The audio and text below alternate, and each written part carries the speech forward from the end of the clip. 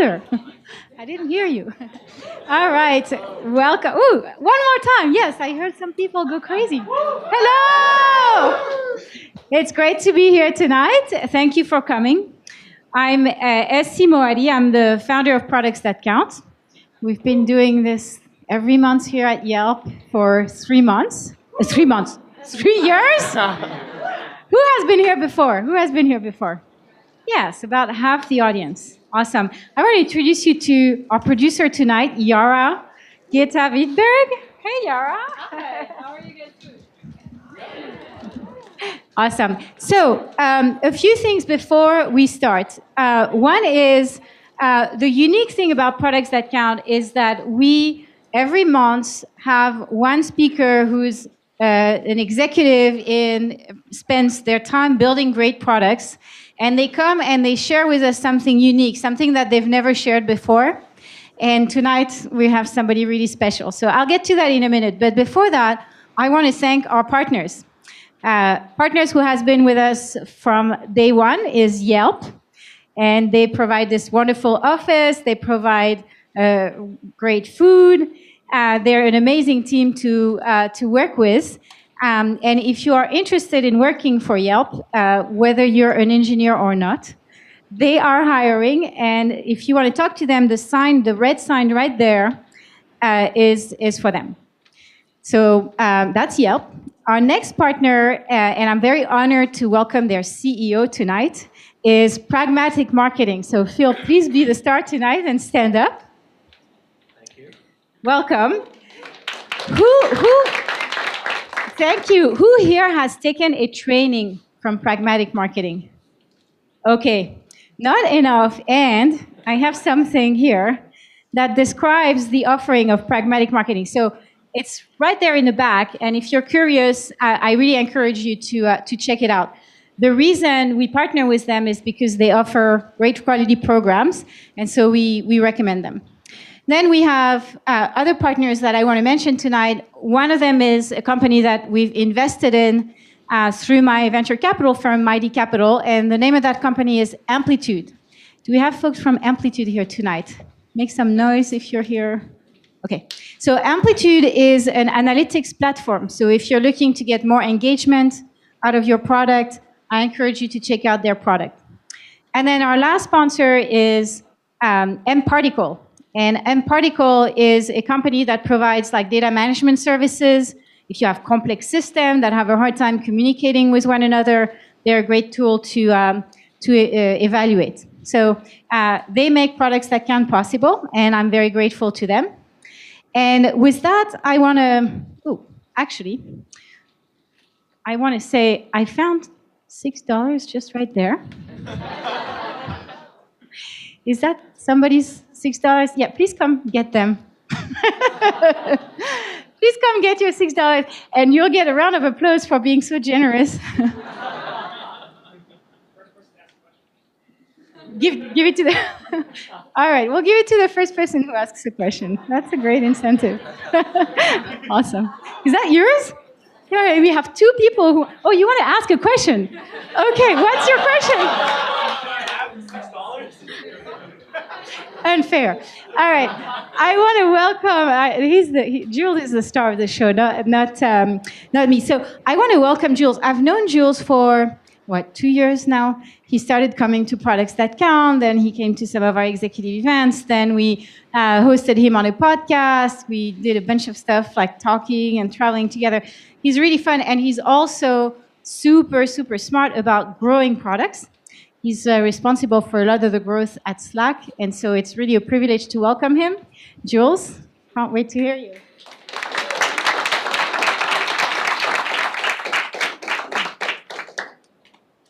Thank you, Essie, for the introduction. I'm really excited to be here tonight. I've been at Slack for over 2.5 years. When I started, I focused on mobile growth. I was leading the mobile growth team. And more recently, I've been leading the monetization team, where we focus on driving revenue growth for self-serve customers. Even though these 2 roles are extremely different, in many ways, I've used the same processes to drive growth in both roles. And I'll be sharing some of the frameworks principles, and I'll be also sharing examples from my past at Slack. So I'm hoping this is extremely pragmatic and repeatable for you because I know everybody's interested in growing their own products. I want to get started by clarifying what growth means. Whenever I talk to people, I think the first thought that comes to mind is, how do I get more users to use my product? And in particular, people go very quickly into, how do I drive virality? How do I create referral programs? And people assume that growth means acquisition. But in practice, it's not just acquisition.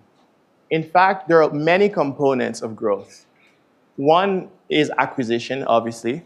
Another one is reducing churn. And a third component is resurrection. In fact, depending on the level of maturity of your product, you will focus on a different lever for growth. If you take a company like LinkedIn, which is much more mature, resurrection is a big part of their growth. Or Pinterest.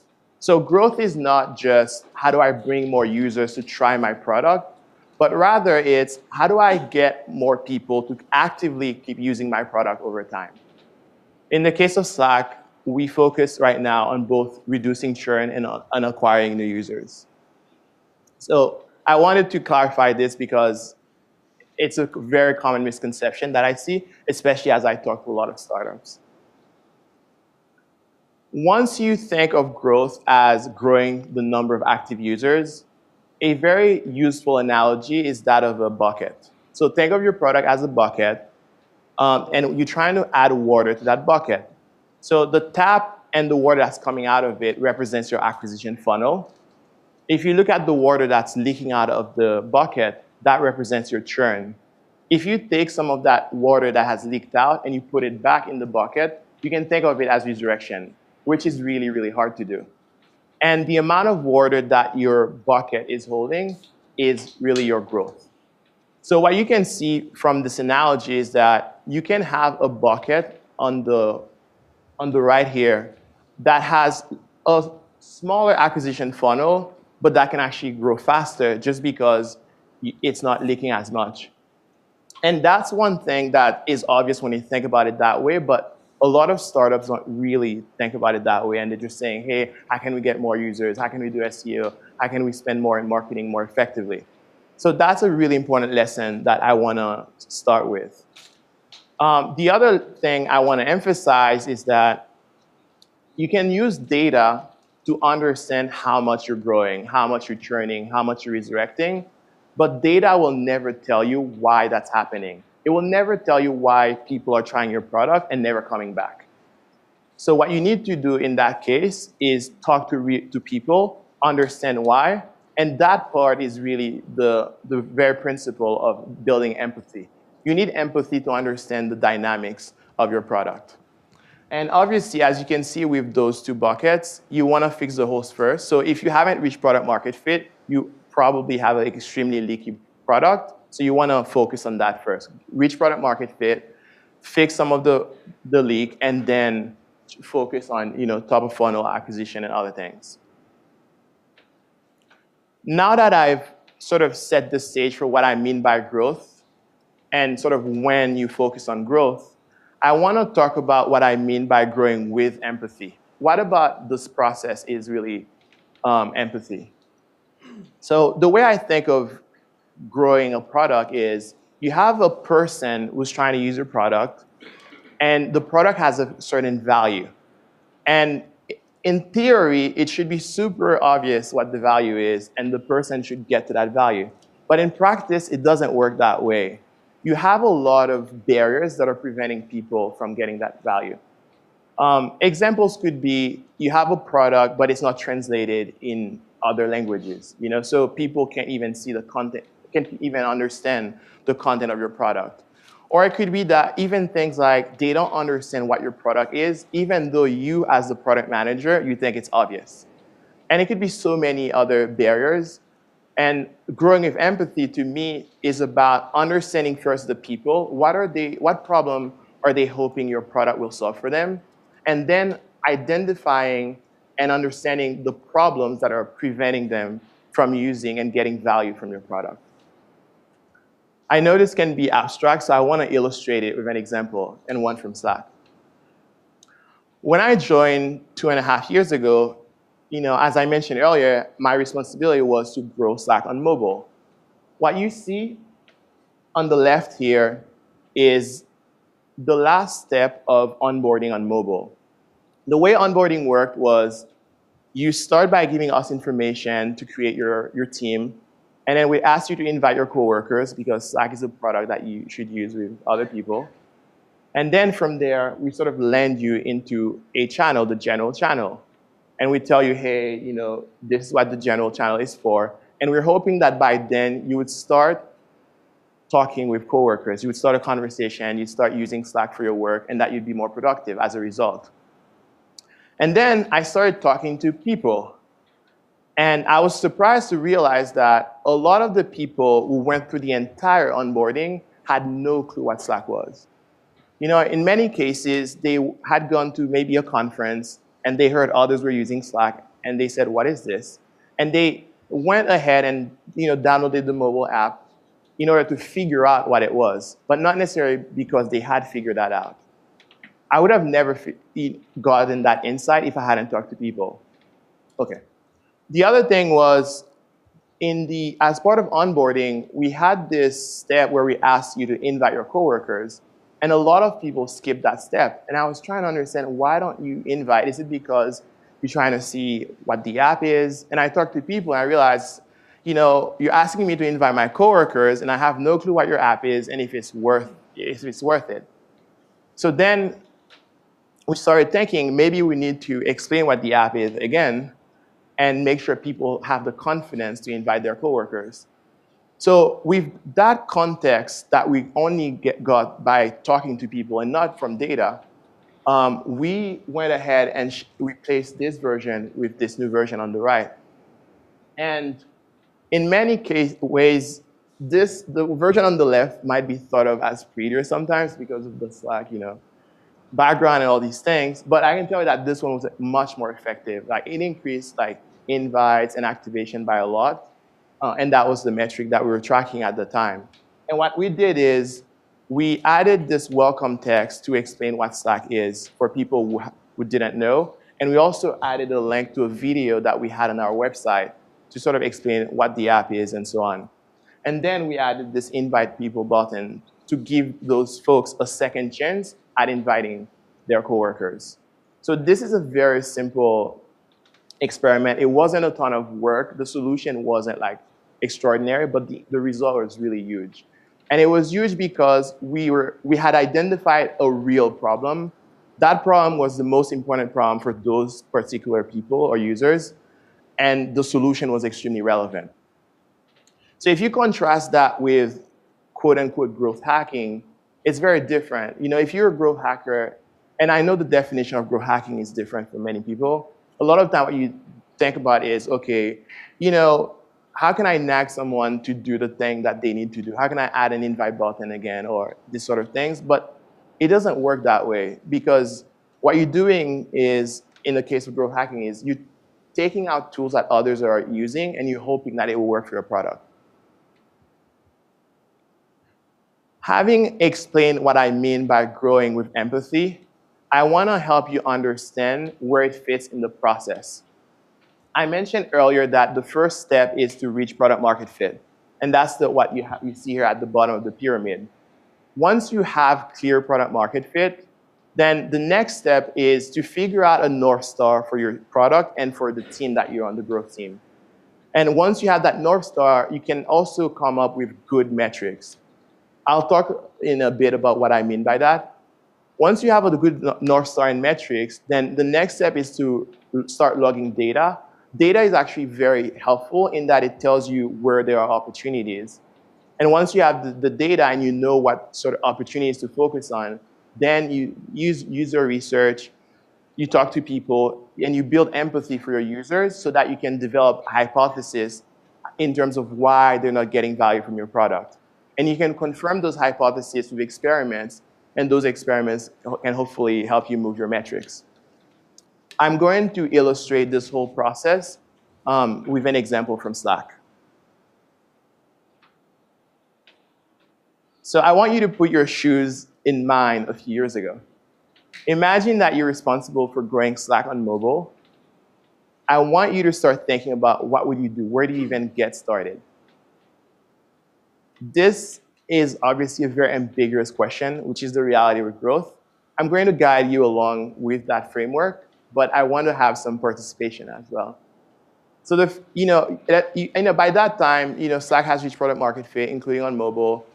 As I mentioned earlier, what you want to do is you want to find out what the mission of your team is, and then pick the right metrics. This is a step that a lot of companies I talk to skip. And I want to really pause and spend some time to explain why it's so important. And the way I want to do it is by giving you an example from my career where we didn't necessarily do that and what the consequences were. Before Slack, I was working at a startup. It was a marketplace, and we were helping businesses find pop-up spaces. And when I joined, the sort of North Star for the whole company was, let's become the biggest marketplace for pop-up spaces. And the metric that we were really focused on was how do we drive the number of spaces in our platform. So we hired an entire sales team to go find pop-up spaces and get them on our platform. We did things like improving the sign-up flow for spaces and making it as lightweight as possible and so on. And then I started looking at the data, and I noticed that most of our transactions, I mean almost all of them, like a vast majority, were in only 3 zip codes, in New York.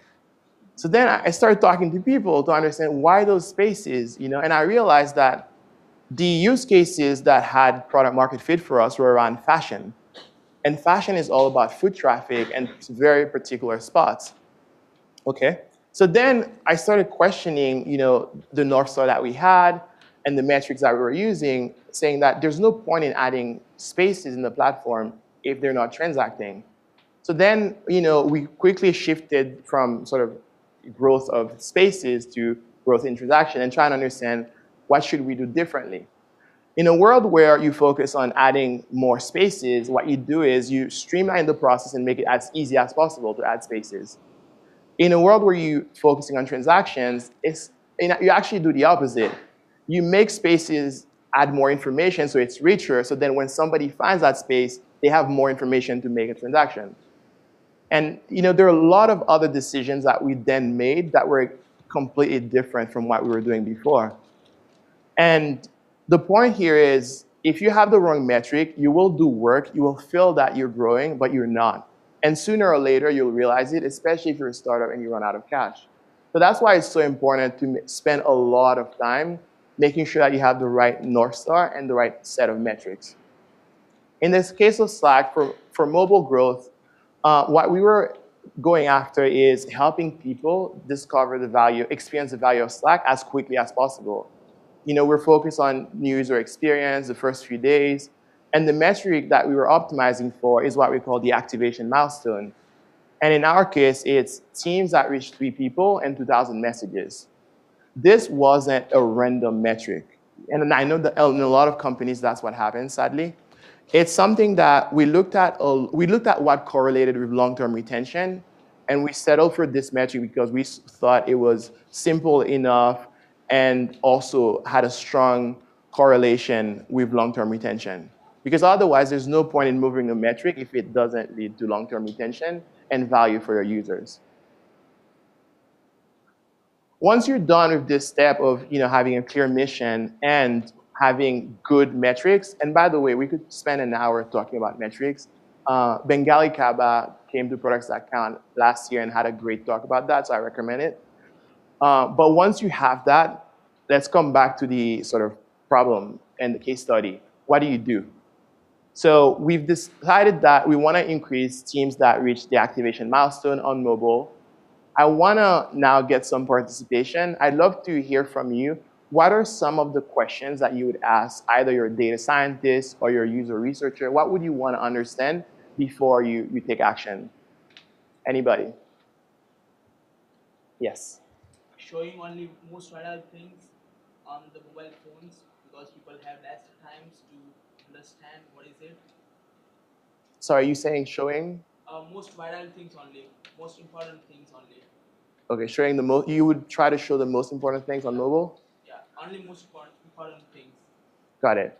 So I guess what I'm asking is, what are the questions that you would ask? Like, what would you want to understand to know what to work on? Yes. How many people are already on mobile, and what are like the main features that they're using on mobile? Okay, so how many people are on mobile, and what are the features they're using? Would you care if those people are successful or not successful? I guess what is that definition of successful, and what's the definition of activation? Yeah, so in this case, activation would mean you reach 3 people and 2,000 messages. But yeah, other comments? Yes.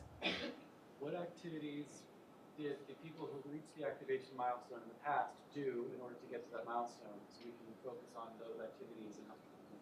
Got it. So what activities did successful teams do? And then one last question. Where to fail the most? Okay, where do people fail the most in the process? I think these are all valid questions. And we asked many of them. In particular, we asked, what does activation look like on various platforms? Is it the same on iOS and Android? Is it the same in the US versus other countries? Because it could be various reasons. And that's you can find with data. We asked also what correlates with activation, which was also asked earlier. You have to also look at what happens for teams that don't activate, what are they doing, and where is their overlap. And we asked so many more questions. I think one thing I want to emphasize is that it's both a combination of data and user research. So once you, for example, know that here are the set of things people do when they activate, then you want to go to user research to understand why are others not doing it. One thing to emphasize here is that in order to answer those questions, you need to have the data. In order to have the data, you need to have logged in the information. I can tell you right now that even a product like not everything is logged. Logging is always something that you work on over time because you add new features and so on. So make sure that as you're working on growing your product, that you're logging information in areas where you're going to focus in the future. Now that you have an understanding or you have the data, I want to come back to that point that I mentioned earlier around empathy. You want to then understand who are the new users. The new users are so different from people that work at your company because you already know your product. And then why do they fail to get value from the product? So you want to spend the time to build that empathy. Once you have the data and you sort of know here are places where I could focus, it's extremely tempting to just start brainstorming. It's so much fun for engineers, designers. Let's get in the room, whiteboard, and come up with many ideas. But resist the temptation and spend the time understanding really what the problem. So at some point you will brainstorm, but your job as a PM is to gather as much context as possible so that when you brainstorm solutions, your problem is extremely defined and narrow. And then you can find effective solutions. Here's an example of what we did at the time. On the left is the invite step during onboarding for mobile at the time. And we knew it was a big opportunity area in terms of driving invites and driving activation. And we started talking to people to understand why aren't you inviting your coworkers? And we learned a lot of things. One is we learned that people were concerned about spamming their coworkers. What if I accidentally send an email to everybody in my address book? People also didn't have their coworkers in their address book. I don't know the full history of how this screen got there, but my assumption is, at the time, that's what every other app did, ask for your address book, and we sort of did that too. And that's why I'm saying, blindly copying what works for other people doesn't work for you. And then the other thing we learned is even when you had your coworker on your phone, it was usually their phone number, not necessarily their email address, and we had an email-based invite. So with that knowledge, we went and designed very quickly the screen that you see on the right. At the top, you see one email field, and then as you start typing emails, more fields are added. We went with this approach because we looked at the data and we saw that at that stage, people didn't really tend to invite too many of their coworkers. They first wanted to try Slack with a smaller group. And once again, this had a huge impact on invites and activation. And one could argue the one on the left looks prettier than the one on the right. So that's an example of us going through that process. I want to now ask you a question. So you ship this new version, and it's a big win. What do you do next? Do you keep optimizing on invites, or do you look for another bigger growth area to focus on? How many people would keep optimizing invites? Okay, not many. How many people would tackle another growth opportunity? Okay, way more people. I guess it depends how big the win was, though. Sure. If it was big, what would you do? If it was big, I would tackle another growth opportunity, but if it wasn't that big, maybe I would stop. Okay, so let's say it was, in this case, it was big. We can talk later about what big means, but yeah. So here's my advice. This will be controversial and it's counterintuitive, but when you get a win in growth, double down. And I'm going to use an analogy to make it more intuitive.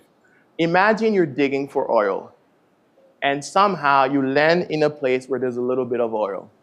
What do? Do you keep digging, or do you go dig elsewhere? You keep digging. And in growth, it's very similar. You'll ship something that's a win. What happens is you're then confirming a hypothesis. But your first thing is not necessarily the most optimized thing. Now that you know this hypothesis is true, this gives you a theme to work on, a growth area. And then you can try other ways to maximize that opportunity. That's the experience that I've had. And continuing on this sort of oil digging analogy, it's really important for you to have the equivalent of a geologist to figure out what are areas where I'm more likely to find oil, you know?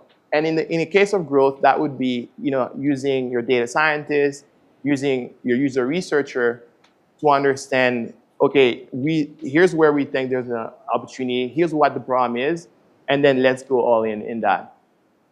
If you look at even the products that you use, I mean, like Facebook, like people you may know, like has been by far one of the biggest drivers, and they keep working on it, and so on. So that's one thing I want to emphasize.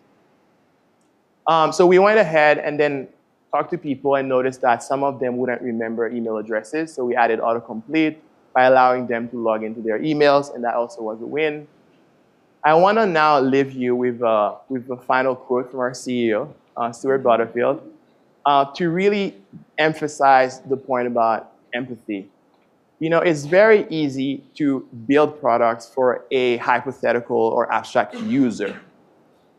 At the end of the day, it's not just a user or data or 10% in China or this or that. It's really, you're building for people. And the more you understand those people, the more effective you'll be both at building good products, but also at driving growth and solving the problems that are preventing your product from growing.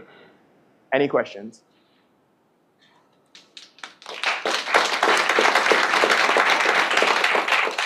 Jules, just one thing, make sure you repeat the question. Sorry? Make sure you repeat the question. Give them $6. For $6, yes. At what point do you switch to the next? So you said double down, but there's lots of growth opportunities. Yeah. When do you decide that it's time to go to the next opportunity? Yeah, that's it. So the question is, when do you move on to a new opportunity? It's when you start seeing diminishing returns, and then you expect that the next thing will have even smaller return, and it's just not worth it. Other questions? Yes, in the back. Hey, what are your top tips for fighting churn? Top tips for fighting churn. Talk to people and understand why they churn. And then talk to both the people who are not using your product and the people who are using your product. Because if you see there's a behavior that's true for both, then it's not helpful as much. Yeah, you really have to just talk to people.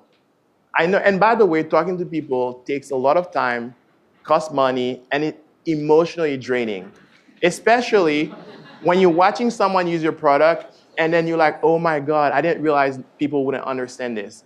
And then you're trying to help them, but you can't. So it's really hard, I assure you, but it's worth it, as you can see. Other questions, maybe on this side, yes? To go back to the questions you posed to science and research, some you can share the answers to these questions. For instance, what was predictive correlates, or what predictive correlates activation? What do you guys find in terms of dimensions that have large gaps with platform geography? Yeah, I can't exactly comment on that. Other questions? Yes. How do you prioritize which growth problems to tackle next after you dug that quality?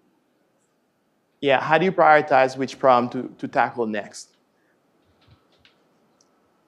So it's the same process where you look at data to see here's an area where we see either a lot of drop-off or a big opportunity relative to what we would expect. And then you, once again, do research. And the bigger the opportunity and the more confident you are, the more likely you are then to prioritize that new area. So typically what will happen is you have one area that you already know is a proven opportunity, so you keep optimizing that. And in parallel, you start exploring and understanding other areas. And you sort of balance those two. Yeah, yes. Yeah, I'm curious on churn, and this kind of touches on how churn is addressed by a growth team versus how like more core product management would think about churn.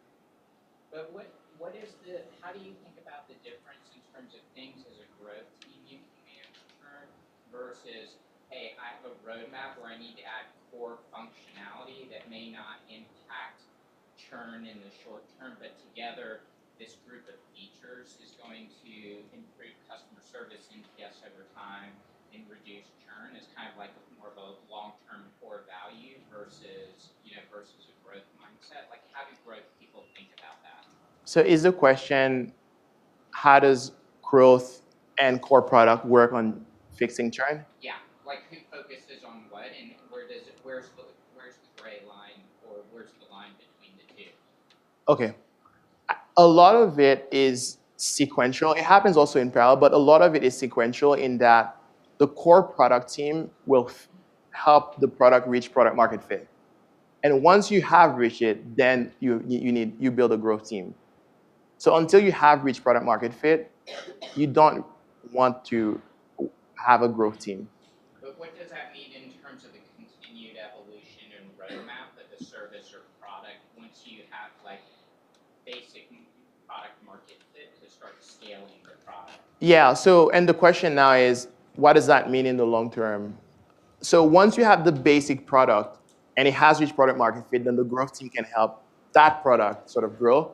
You may add new features, and some of those features may not have product market fit.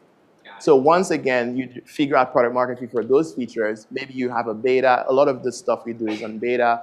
And you really fine tune it, and then the growth team tries to drive adoption of those features. Okay, got it. Thank you. Yeah. Somebody in the back. Yes. So, for North Star and right metrics, what's that decision-making process look like, and how often is it evolving? So the question is, what's the decision-making process for the North Star and metrics? Mm-hmm. And I missed the second part. How often is that evolving? Okay, how often is that evolving? In terms of the process, once you start a growth team, then you spend a lot of time, weeks, months, figuring that out. You typically have your data analysis team understand what correlates with long-term retention. The North Star itself is more of a product vision decision, and then the metrics is more of an analysis. It's not just scientific. Ultimately, it's a judgment call. And in terms of how often it evolves, it does evolve. Typically, it depends on the company. It could be every year, every 6 months. There isn't a necessary time that you schedule that you're going to evolve. It's mostly over time you might start questioning, okay, is this still the right metric? In particular, as your product audience changes. Gotcha. Thanks. Yes. How do you know when you have enough qualitative data to inform a product decision? How do you know when you have enough qualitative data to inform a product decision? I don't know that you ever know, but a lot of it has to do with how costly the decision is, right? So if it's super easy to do and super easy to undo and doesn't have that much impact, you don't really need as much research. But if it's a one-way door, then you really need to do a lot of research. But even then, no product decision is obvious in advance. It's mostly that once you do it in retrospect, you're like, oh yeah, of course, you know. Yes. First of all, I like to make a comment. We had a Slack outage this morning. Everybody nuts. So Yeah. congratulations on building a very product that we really. Well, I'm sorry about the outage. No. Our internal comments was that we were surprised how short it takes everybody to rely on Slack. So that's definitely a very important product. And secondly, I'm just curious, like Slack as a messaging platform compared to other messaging platforms that's more into more like personal relationships. I'm wondering if you are aware of like how your North Star matrix, or how are they different from other messaging platforms that are more for like Facebook Messengers or WhatsApp that's more for like personal relationships. If you know, yes, I'm just curious. Yeah, I don't know the North Star metrics for other companies. I also think it's important to spend as much energy as you can just on your users and your product and not let sort of others influence your product roadmap too much. Yeah.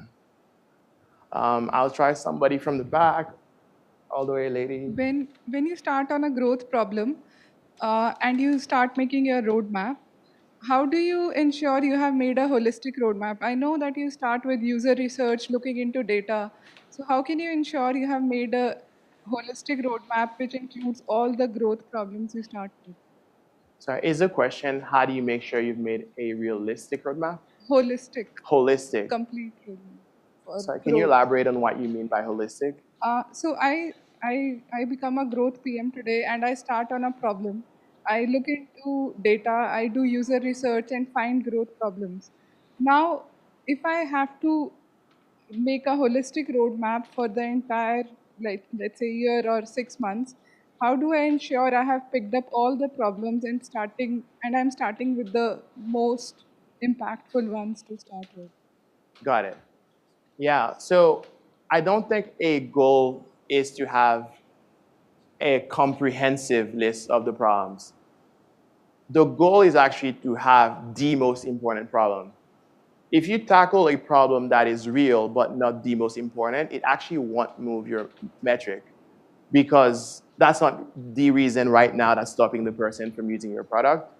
In terms of identifying the most important problem, it's a combination of sort of frequency, looking at data to see how many people are affected, and are they, how important are those people, for your product, and then the user research can help you get a feel for severity of that issue.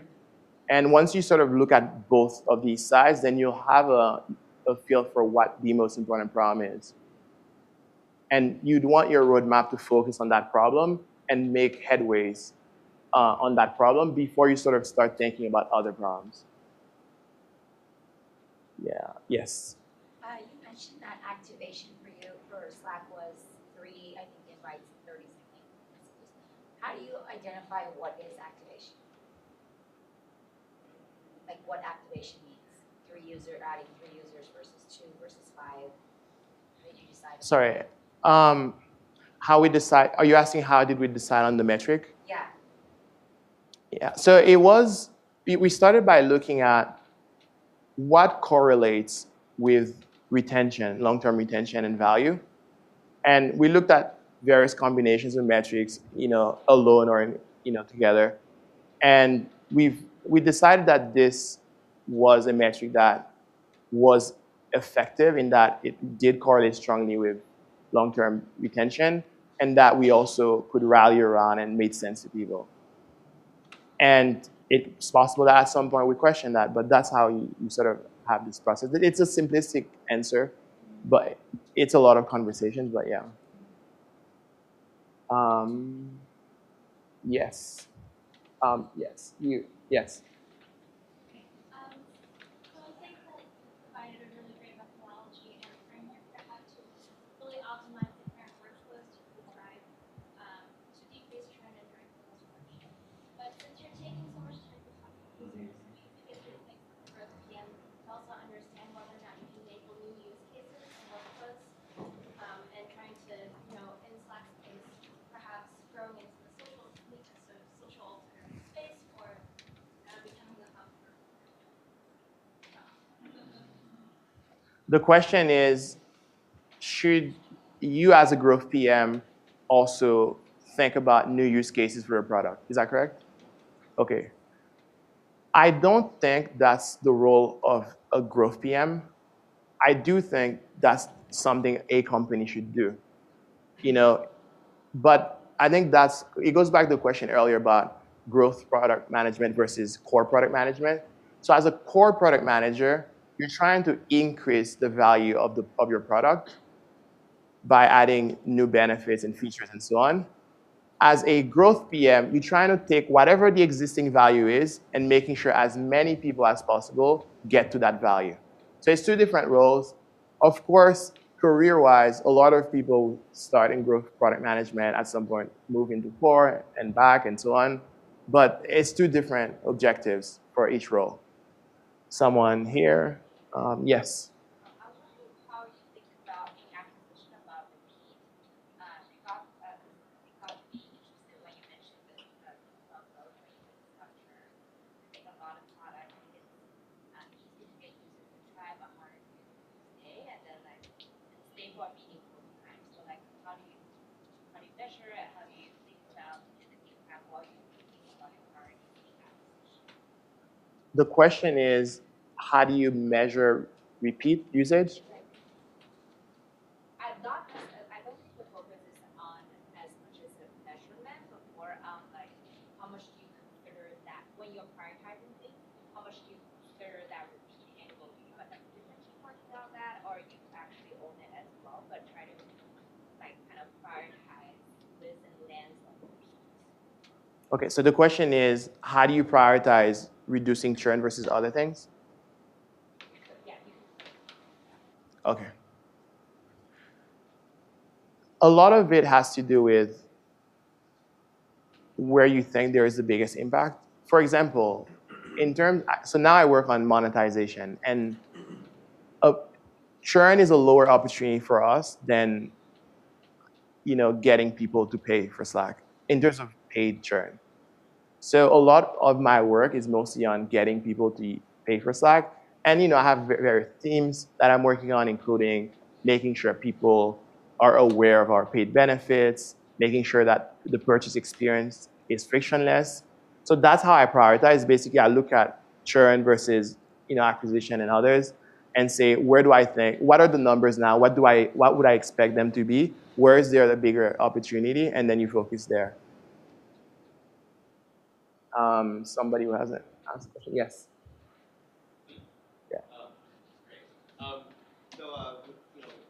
Especially when you're kind of trying to do a little research on a feature or new product, what are some best practices that you can share with regard to removing your bias when you're interviewing and observing customers? I feel that's kind of struggling for me.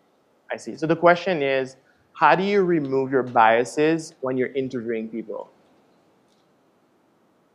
Without getting into the nitty-gritty, some principles are asking open-ended questions instead of, do you like this, yes or no? You know what I mean? I think that's really important. And the other thing I do is, I just, step back as much as possible. So it could be, have the person come in, go to your website and ask, hey, what do you think this product does? Instead of telling them, hey, we're Slack, we do this, this, or that. And after you say, hey, what would you want to do? at this point, and then going through the process and asking them, hey, can you speak out loud and tell me what you're seeing and what that means for you? These sort of things. So it's very hands-off, and then you observe, and then you have to also pick up on very small things. For example, the person hesitates a little bit, and I'd be like, can you tell me a little bit more about what you hesitated about? And they'd be like, oh, no, it's nothing. And I'd be like, well, I'd love to hear. And then you get like really deep insights. Well, I'm kind of concerned about, I don't know, giving you my credit card right now because I don't know if this thing is secure. And be like, okay, some people don't think it's secure. And then you go on that way, and you'll pick up on a lot of common problems very quickly. You just need to interview like 5 people on a particular problem, and you'll see a lot of commonalities. And you'll have decent confidence that it's something to dig deeper. Yes?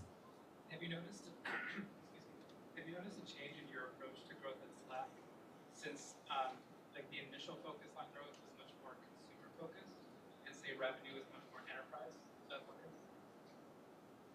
I think the approach is extremely similar. The revenue part for us, or at least the part I focus on, is self-serve revenue, which means people would purchase without interacting with a salesperson. So it's a lot of the same people psychology. One thing that adds complexity to growth at Slack is that there are other people involved besides the user that is doing the current action, because a lot of times they have to go talk to their coworkers. So there are dynamics that are beyond what you see in consumer products. Somebody here. So you mentioned talking to users a lot in your talks, but sometimes the users talk to you. So I'm curious what kind of Slack has a very large user base. So you have a lot of users talking to you. You have your field teams out there also talking to users. What kind of processes does Slack have in place to get that feedback back to the product team? The question is what kind of processes we have in place to get user feedback.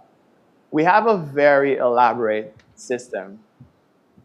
And it's, we listen to comments, every single comment people make on Twitter, and answer them. We have various places on our product and website where you can provide feedback, and those are sent through Zendesk. There's a team that sort of helps triage all of them and make sure that they're then sent into Slack to the right channels, and that the right product managers are seeing the feedback related to their product area. It's a very elaborate thing. What I can tell you is that no matter what feedback people provide, it gets to the right product manager immediately. And then there are a lot of reports every few weeks or months to look at aggregate trends. We listen a lot to our customers, and we've invested a lot in hiring people to help us do that even better. Yes. Do you find that as you get input, that some of the input is just noisy and churn-based feedback versus reality-driven? How do you cut through the noisy people, the squeaky wheels, versus the real expectations of the market? Okay, so the question is, how do you differentiate between noise versus reality when you get feedback? We listen to all of it. And you have to understand that there are certain things that you hear, they're coming from your most active users, your super users, and that experience is extremely different from the non-users. So that's the first thing. And in particular, if you're doing core product, you probably want to optimize for your super users, your power users. If you're doing growth, you do the exact opposite. Is the person who just looked at your website or app and then bounce and doesn't even care about telling you. The second thing is, once you get feedback, you need to interpret the feedback. And in particular, what you're trying to get to is, why is this person giving me this feedback? What is the underlying problem? And a lot of the times you have to sort of ignore the solution that this person is suggesting. But the problem is typically true. Now, you could argue about how frequent that is, and that's where data comes into play. But there's usually a reason people go out of their way to write to you, and we value that, and that's why we listen to everybody's feedback. Somebody, yeah. Yeah, so I get the feeling a lot of people in this room are product managers or on the product side. I work for an advertising agency, and I had a major creative audit with my client this morning where the feedback they were given was that they not only need to be more empathetic in their brand, but they needed to be more vulnerable. In that they needed to project what they wanted from their consumers more, and they needed to build that into their marketing campaign. And it seems like Slack does a pretty good job of that. You talk to people about how best to use Slack. You introduce features in your onboarding process with friendly messages saying Slack is better with coworkers, and that's how you get them to do what you want them to do. And I was just wondering if you could elaborate on your guiding principles around asking people for things when they're using your product. Question is around guiding principles for asking people for things when using your product. Yeah, we have a copywriting team, which is something I had never seen until I joined Slack. And it's a group of people who have a set of principles and also, deep empathy for people. And they are the ones who write all the copy because we think copy is important. And they represent the voice of Slack, whether it's, app release notes or any other thing. I can follow up with you about sort of how they approach this. I definitely work with them, but I don't know all the details of how the sausage is made there. Yeah. Last question. Okay, last question right here. Do you have an example of something that really surprised you? Like something you thought best thing to do and it didn't work, or something that, Yeah. that you thought will never work and it worked? Do I have an example that surprised me? The first one that comes to mind is we had this hypothesis that maybe people churn throughout our onboarding flow because there are too many steps, which is a very typical thing that you think about. So we A/B tested removing some of the steps, one of which was, a step where we asked you to sort of create your URL for your team, and team creation increased, but then the activation went down, and later talking to people realized that they didn't understand the product as well when you remove that step.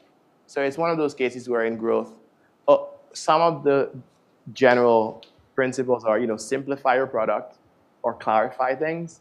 So it was one example where simplifying wasn't really helping.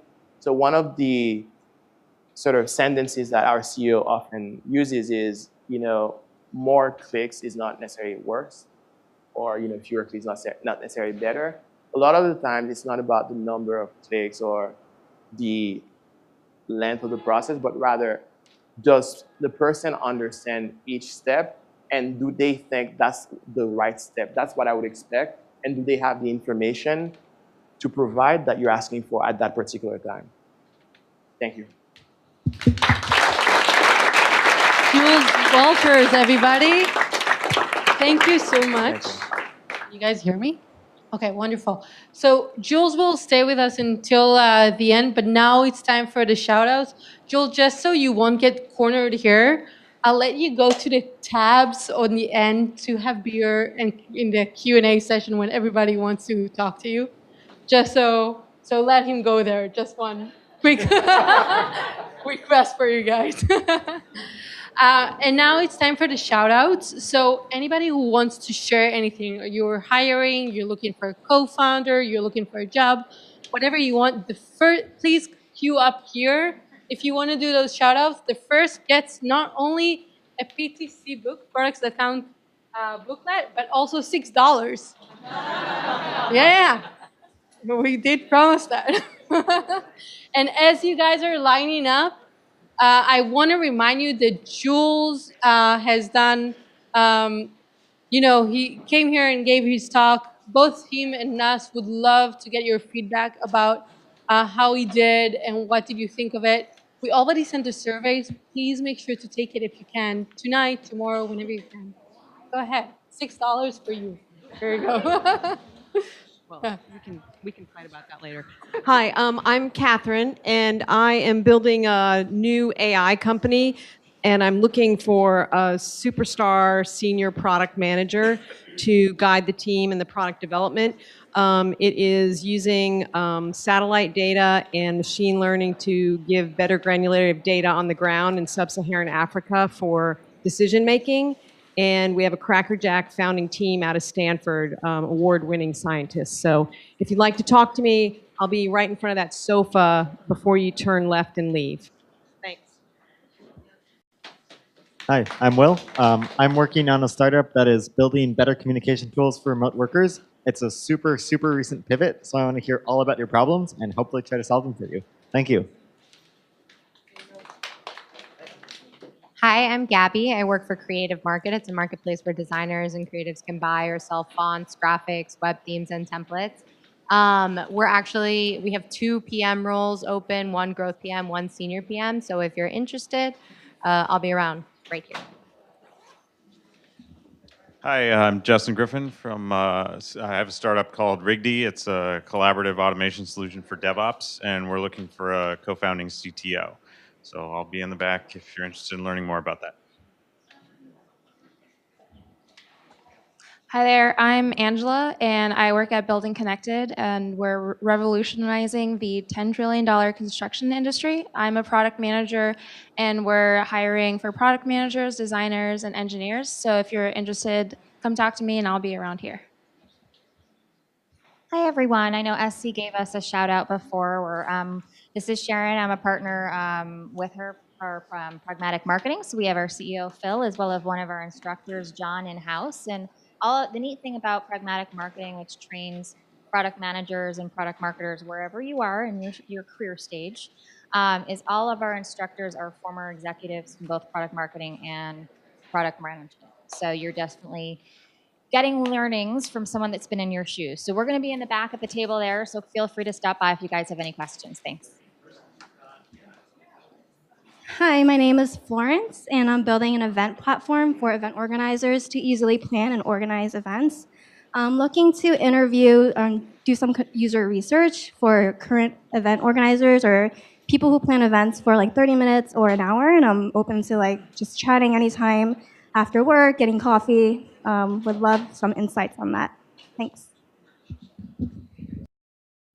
Thank you for all the shout outs, and thank you everybody for coming here today. One last 2 things before we wrap up. One, we already have our next event. You're welcome to go and sign up for that one. It's going to be the VP of product at Asana talking about winning a market. So check that one out. And lastly, we want to thank Yelp for having us here. So please be sure to keep Yelp clean. We're here until 9. Go, enjoy, mingle. We'll let you know when it's time to go. Thank you.